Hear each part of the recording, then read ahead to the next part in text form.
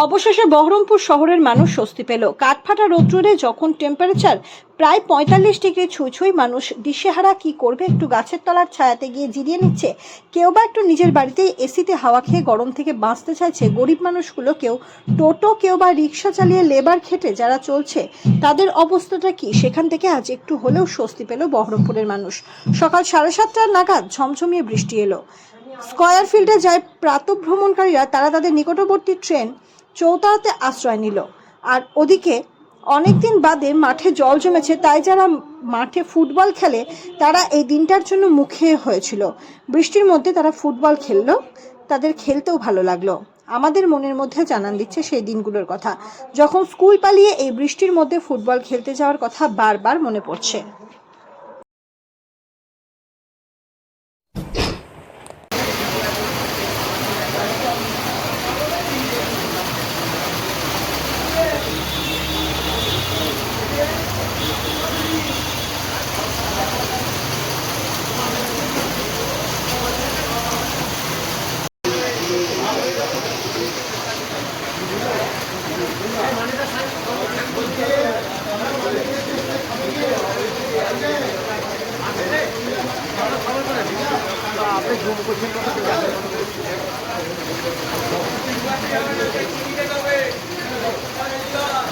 এই ফ্ল্যাগটা আগে দিয়ে দিলেন, ফ্ল্যাগ আছে কি?